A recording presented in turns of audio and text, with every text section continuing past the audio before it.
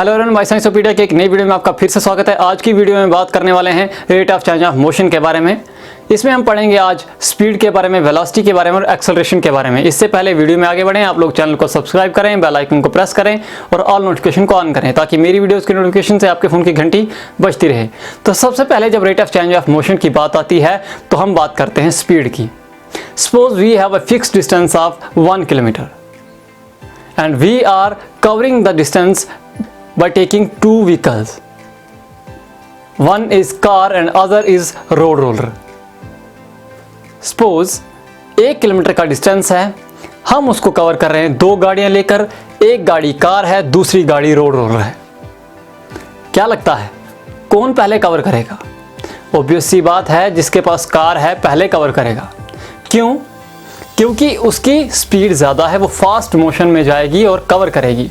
तो जब हम ये फास्ट या स्लो की बात कर रहे हैं मोशन में, तो हम यहाँ स्पीड की बात कर रहे हैं। किसकी बात कर रहे हैं? स्पीड की। जब आप गाड़ी में ट्रैवल करते हो या गाड़ी ड्राइव करते हो तो आप देखते हो रोड पर कुछ इस तरह के साइन बोर्ड्स लगे होते हैं। जैसे ये साइन बोर्ड है, इस पर लिखा हुआ है 50 किलोमीटर पर आवर। तो हम यहाँ पर किसकी बात कर रहे हैं? ये साइन बोर्ड किसकी बात कर रहा है? It is talking about speed, यानी कि स्पीड लिमिट की बात कर रहा है कि 50 किलोमीटर पर आवर की स्पीड से आप यहाँ पर गाड़ी चला सकते हैं। अब ये स्पीड होता क्या है? स्पीड का मतलब है the distance travelled by a object या by a moving object in per unit of time. एक यूनिट ऑफ टाइम में एक मूविंग ऑब्जेक्ट ने कितना डिस्टेंस कवर किया, वो उसकी स्पीड कहलाती है। फॉर एग्जाम्पल, एक कार है 60 किलोमीटर डिस्टेंस कवर कर रही है इन 1 आवर, तो उसकी स्पीड कितनी हो गई? 60 किलोमीटर पर आवर। ठीक है, तो इसका मतलब क्या है कि एक यूनिट ऑफ टाइम में एक मूविंग ऑब्जेक्ट ने कितना डिस्टेंस कवर किया, वही उसकी स्पीड हो गई। Speed is a scalar quantity. अब ये स्केलर क्वांटिटी क्या है, जिसको नहीं पता है पिछली वीडियो जाकर देख लें, लिंक डिस्क्रिप्शन में दिया है, आई बटन में भी दिया हुआ है, जाकर देख लेना, वहां पर आपको पता चल जाएगा स्केलर क्वांटिटी क्या होती है। अब स्केलर क्वांटिटी है, ऐसा यूनिट इसका मीटर पर सेकंड है। स्पीड कैन आइदर बी 0 और positive, but it can never be negative. Speed या तो 0 हो सकती है या तो पॉजिटिव हो सकती है, लेकिन नेगेटिव नहीं हो सकती है। स्पीड फर्दर 4 तरह से क्लासिफाई की गई है। सबसे पहली चीज यूनिफॉर्म स्पीड या कांस्टेंट स्पीड। जब एक moving object equal distances cover करता है in equal intervals of time, उसकी स्पीड एक कांस्टेंट स्पीड कहलाती है। Means if a moving object covers equal distances in equal intervals of time, it is said to have uniform और constant speed. उसके बनिस्बत दूसरी तरह की बात करें, नॉन यूनिफॉर्म स्पीड और वेरिएबल स्पीड, ये मोस्ट कॉमन टाइप है। ज़्यादातर मूविंग ऑब्जेक्ट की स्पीड जो होती है वो नॉन यूनिफॉर्म होती है, वेरिएबल होती है। मतलब if a moving object or moving body covers unequal distances in equal intervals of time, it is said to have non-uniform speed or variable speed. एक मूविंग ऑब्जेक्ट और एक मूविंग बॉडी जब equal intervals of time में unequal distances cover कर रही है, इसका मतलब उसकी स्पीड वेरी कर रही है। उसके बाद आ जाती है एवरेज स्पीड। एवरेज स्पीड हम कब निकालते हैं किसी भी ऑब्जेक्ट की या किसी भी मूविंग बॉडी की? जब उसकी स्पीड जो होती है वो वेरिएबल या नॉन यूनिफॉर्म होती है। उस केस में हम एवरेज स्पीड निकालते हैं। एवरेज स्पीड का मतलब क्या होता है? It is ratio of total distance travelled by a moving object and time taken to cover the total distance. मतलब एक मूविंग ऑब्जेक्ट ने टोटल डिस्टेंस कितना कवर किया और कितना टाइम उसको लगा, उसका रेशियो हम निकालते हैं, उसको हम कहते हैं एवरेज स्पीड। उसके बाद अगली चीज है इंस्टेंटेनियस स्पीड। इंस्टेंटेनियस स्पीड क्या होता है? एक मूविंग ऑब्जेक्ट की speed at any instant of time और at a particular point in its path, उसको हम कहते हैं इंस्टेंटेनियस स्पीड। किसी भी इंस्टेंट में या किसी भी पार्टिकुलर पॉइंट पर उसके रास्ते में उसकी स्पीड की जब हम बात करते हैं, उसको हम इंस्टेंटेनियस स्पीड कहते हैं। ये तो हो गई स्पीड की बात। अब स्पीड के साथ जब हम डायरेक्शन को मिला देते हैं तो बात आ जाती है वेलोसिटी की, यानी कि speed with direction, speed in a particular direction, उसको हम वेलोसिटी कहते हैं। जैसे कि डिस्टेंस और डिस्प्लेसमेंट था, यानी कि distance travelled in a particular direction, उसको हम डिस्प्लेसमेंट कहते थे। यहां पर वेलोसिटी में क्या चीज है, speed in a particular direction, उसको हम कहते हैं वेलोसिटी। अब वेलोसिटी के बारे में बात करते हैं। तो अब हम वेलोसिटी की बात करते हैं। वेलोसिटी क्या चीज़ है, मैंने पहले ही कहा कि जब स्पीड एक डेफिनेट डायरेक्शन में होती है उसको हम वेलोसिटी कहते हैं, या दूसरे लफ्ज़ों में कहें तो डिस्प्लेसमेंट का रेट ऑफ चेंज, यानी कि displacement of an object in per unit of time, उसको हम उसकी वेलोसिटी कहते हैं।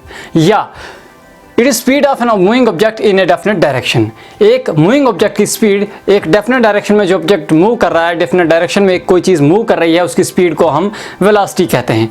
इसको कैसे निकालते हैं, velocity of object is equal to displacement but a time taken, कितनी डिस्प्लेसमेंट हुई है, कितना टाइम लिया है, उससे हम निकालते हैं वेलोसिटी। वेलोसिटी जो है ये वेक्टर क्वांटिटी है, इसमें हमको मैग्नीट्यूड के साथ साथ डायरेक्शन की भी ज़रूरत पड़ती है। Velocity can be negative, positive और ज़ीरो, नेगेटिव भी हो सकती है, पॉजिटिव भी हो सकती है, ज़ीरो भी हो सकती है, लेकिन स्पीड नेगेटिव नहीं हो सकती है। साथ ही साथ इसका ऐसा यूनिट भी स्पीड की तरह मीटर पर सेकंड ही है। अब स्पीड की तरह जैसे स्पीड के 4 सब टाइप्स हैं, इसकी भी 4 तरह से क्लासीफाई किया गया है, इसकी भी 4 सब टाइप्स हैं, जैसे यूनिफॉर्म वेलोसिटी है, नॉन यूनिफॉर्म वेलोसिटी है, एवरेज वेलोसिटी है और साथ ही साथ इंस्टेंटेनियस वेलोसिटी है। सेम ये स्पीड की तरह, सिर्फ यहाँ पर डिस्टेंस की जगह पे डिस्प्लेसमेंट टर्म इस्तेमाल है, क्योंकि डिस्टेंस हम किसी भी डायरेक्शन में लेते हैं लेकिन डिस्प्लेसमेंट एक फिक्स डायरेक्शन की तरफ हम लेते हैं। तो यूनिफॉर्म वेलोसिटी क्या हो गया, इफ अ मूविंग ऑब्जेक्ट और moving body covers equal displacement in equal interval of time, it is said to have a uniform velocity और कांस्टेंट वेलोसिटी। एक moving object equal intervals of time में equal displacement अगर cover कर रहा है तो उसकी वेलोसिटी कांस्टेंट है। उसी तरह नॉन यूनिफॉर्म वेलोसिटी क्या हो गया, if a moving object covers unequal displacements in equal intervals of time, it is said to have non uniform velocity और वेरिएबल वेलोसिटी।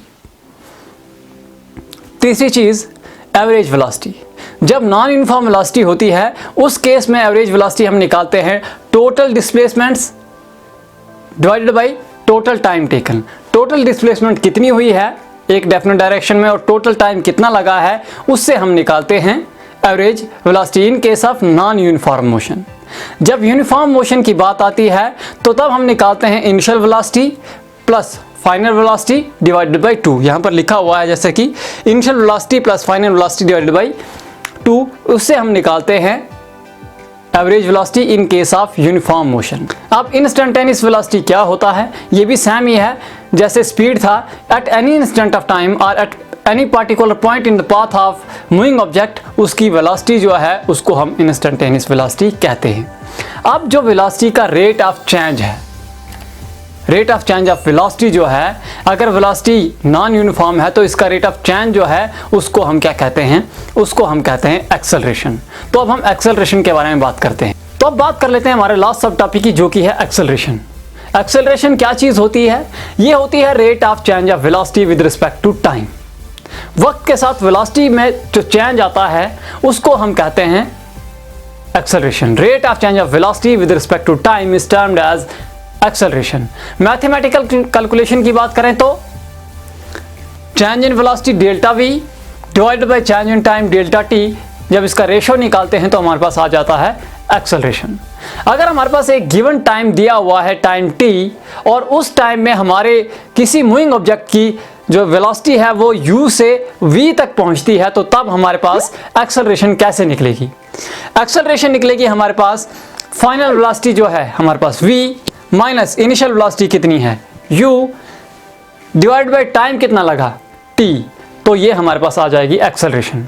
एक्सेलरेशन की बात करें तो ये एक वेक्टर क्वांटिटी है, इसका ऐसा यूनिट भी मीटर पर सेकंड स्क्वायर है। तो ठीक है, ये एक्सेलरेशन हो गया। अब एक्सेलरेशन पॉजिटिव कहलाती है जब वो वेलोसिटी की डायरेक्शन में होती है।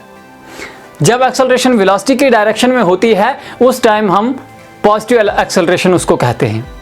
जब acceleration opposite to direction of velocity होती है उस टाइम हम उसको कहते हैं नेगेटिव एक्सेलरेशन, डी एक्सेलरेशन और रिटार्डेशन। 3 टर्म्स हैं, नेगेटिव एक्सेलरेशन भी वही चीज़ है, डी एक्सेलरेशन भी वही चीज़ है और रिटार्डेशन भी वही चीज़ है। तीसरी चीज़, एक्सेलरेशन 0 होती है कब, जब कोई ऑब्जेक्ट कांस्टेंट वेलोसिटी से मूव कर रहा होता है।